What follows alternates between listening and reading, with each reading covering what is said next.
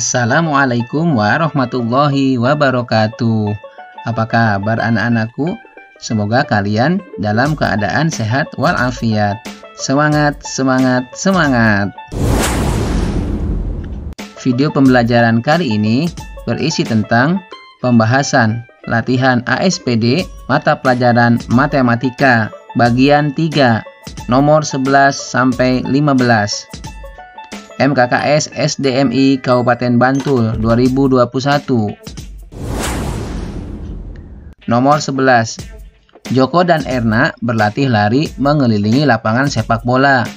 Pada latihan pertama, Joko membutuhkan waktu 3 menit 25 detik, sedangkan Erna 5 menit 15 detik.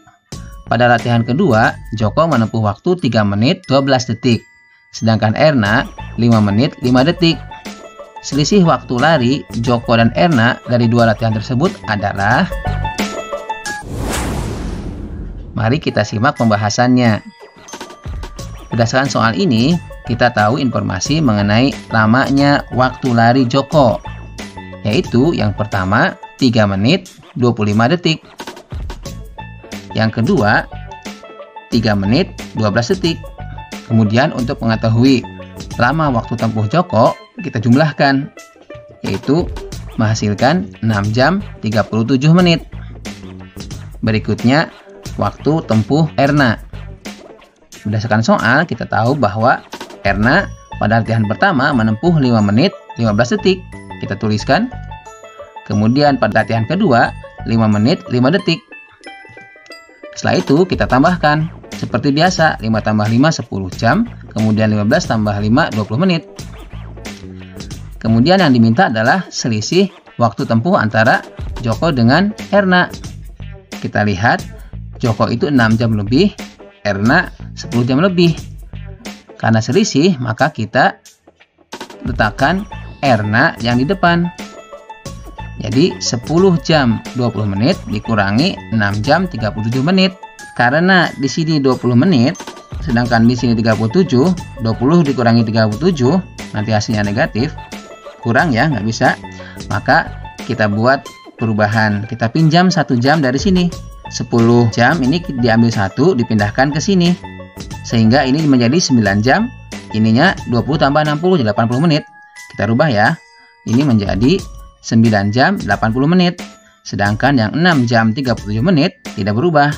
Tetap kita tuliskan di sini. Ciat, desing. Setelah itu, baru kita lakukan pengurangan.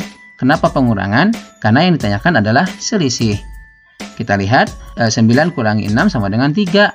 80 dikurangi 37 sama dengan 43. Jadi, selisih waktu lari Joko dan Erna dari dua latihan tersebut adalah 3 jam 43 menit. Jawabannya B.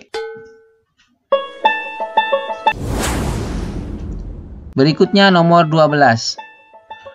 Pada pukul 10 lebih 5, Pariha bersepeda menuju rumah Husna dengan kecepatan 8 km per jam. Pada saat bersamaan, Husna menuju rumah Pariha dengan kecepatan 12 km per jam. Melewati jalan yang sama. Mereka berpapasan pada pukul 10.20. Yang ditanyakan, berapa selisih jarak yang ditempuh Pariha dan Husna? Kita jawab ya. Kita waktu tempuh dulu. Seluruhnya waktu tempuh adalah 10.20 dikurangi 10 lebih 5 sama dengan 15 menit. 15 menit itu kita ubah menjadi jam. Menjadi 15 per 60 jam. Kemudian kita sederhanakan. 15 dan 60 itu ada hubungan. 15 dibagi 15 sama dengan 1. 60 dibagi 15 sama dengan 4. Maka sama dengan 1/4 jam. Berikutnya, kecepatan Pariha adalah 8 km per jam.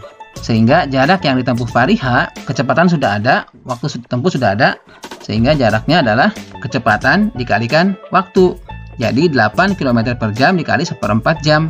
Sama dengan 8/4 km. 8/4 km itu sama dengan 2. Karena 8 dibagi 4 sama dengan 2. Berikutnya kecepatan Husna, yaitu 12 km per jam. Jarak yang ditempuh oleh Husna yaitu kecepatan dikalikan waktu. 12 km per jam dikalikan 1/4 jam. Jam dengan jam kita coret karena sama-sama. Kemudian 12 bagi 4 sama dengan 3. Hasilnya 3 km.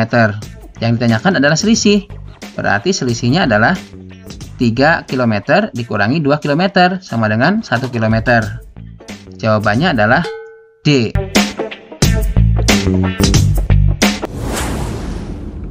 Nomor 13. Suatu bangun datar memiliki ciri-ciri sebagai berikut. Memiliki 2 pasang sisi sama panjang, memiliki sepasang sudut sama besar, memiliki 2 diagonal yang saling berpotongan tegak lurus, memiliki 1 sumbu simetri lipat. Bangun datar yang sesuai dengan ciri-ciri di atas adalah... Baik, untuk mengerjakan soal seperti ini, lihat pilihan gandanya. Pilihan gandanya ada jajar genjang, kita gambarkan.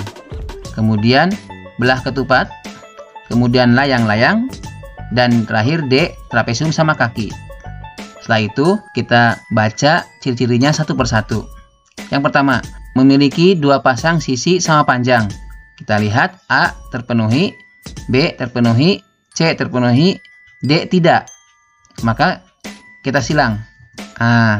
Tinggal 3. Kemudian lihat pada ciri yang kedua, memiliki sepasang sudut sama besar. A memenuhi, B memenuhi, C pun memenuhi. Oke, aman. Lanjut, memiliki 2 diagonal yang saling berpotongan tegak lurus. Kita lihat A. A atau jajar genjang berpotongan tapi tidak tegak lurus, maka gagal, tidak terpenuhi. Tinggal B dan C.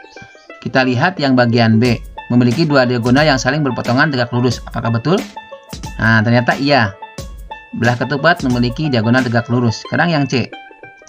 Sama, tegak lurus juga. Maka B dan C masih terpenuhi. Yang terakhir, ciri yang terakhir, memiliki 1 sumbu simetri lipat. Kita lihat yang B itu memiliki sumbu simetrinya 2. Ya, ke kiri dan ke kiri atau ke kanan, kemudian ke bawah atau ke atas. Maka yang B gagal. Sehingga jawaban yang betul adalah C. Kita centang, ciat, desing. Silang ya. Nomor 14. Perhatikan ini mengenai kejelian kalian dalam melihat gambar dan pemahaman mengenai sifat-sifat pencerminan bangun datar. Pencerminan yang benar adalah, sekarang yang A lihat. Yang A cirinya adalah ini garis sebagai cerminnya, jaraknya sama semua, bentuknya pun sama, sehingga yang A oke ya, betul. Sekarang kita lihat yang C nih. Di sini ada sedikit nih, ini hampir mirip dengan A, tapi ternyata ininya garis yang tipis ini di atas, sementara ini di bawah, berarti ini gagal. Kemudian yang D, lihat yang D nih, ini garis bendanya lengkung, yang ini lurus, salah ya. Coba yang B, ini lengkung, ini lurus, salah juga. Berarti yang ini yang betul. Ya, jawabannya A. Kita silang, ting tong. Nomor 15. Perhatikan gambar. Di sini ada beberapa gambar bangun datar, kemudian digabung sehingga membentuk. Kemudian ada bagian yang diarsir. Nah, itu yang diarsir yang ditanyakan. Kita langsung pembahasan ya. Kalian simak di sini. Yang diarsir adalah bangun datar berbentuk apa? Ya, bentuknya adalah trapesium sama kaki. Kok tahu? Ya ini atas kakinya sama ya, tuh. Jarak ini dengan sama tuh. Kemudian berdasarkan ini, karena trapesium, maka kita akan mencari ini sisi sejajarnya. Sisi sejajar yang ini, yang bagian atas kita simbolkan dengan A. Kemudian sisi yang sejajarnya yang bagian bawah ini ya kita B ya. Kemudian di sini adalah tingginya. Kita lihat yang A dulu nih, yang ini dari sini ke sini. Ciat. Berapa tuh? Sisi A itu sama dengan ini. Tanda ini, tanda ini, tanda ini. Nah, ini sama. 6 cm. Berarti ini 6 cm. Udah. Kemudian yang ini sama dengan yang di sini. 12. 12. Yang ini 6. Tambah 6 sama dengan 24 cm. Kemudian yang sisi B yang di bawah ini sama dengan yang di atas ini kan? Maka sisi B sama dengan 12 cm. Kemudian berikutnya tinggi. Nah, ternyata tinggi ini dengan ini sama ya. yaitu 6 cm. Kita tuliskan tinggi atau T sama dengan 6 cm. Ini sisi A, sisi B atau jumlah sisi jajarnya ini sudah diketahui ya. Kemudian tingginya sudah diketahui. Kita masukkan ke dalam rumus luas trapesium. Luas rumus trapesium itu adalah jumlah sisi jajar dibagi 2 dikalikan tinggi, atau A tambah B. Ingat ditambahkan dulu ya. Setelah itu dibagi 2 kalikan T. Seperti ini. A-nya berapa? 24 nih, 24 cm. Masukin ke sini. B-nya berapa? 12 cm. Kita masukin ke sini.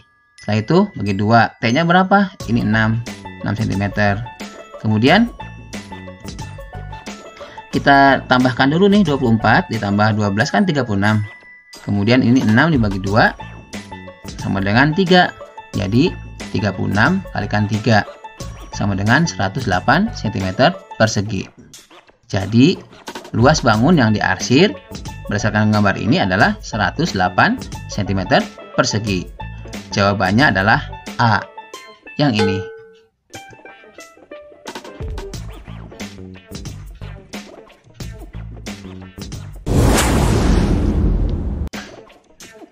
Demikianlah video pembahasan latihan ASPD Matematika bagian 3 nomor 11 sampai 15.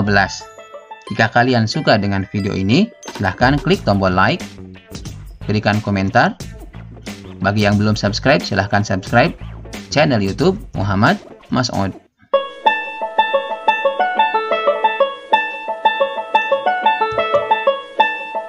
Assalamualaikum warahmatullahi wabarakatuh.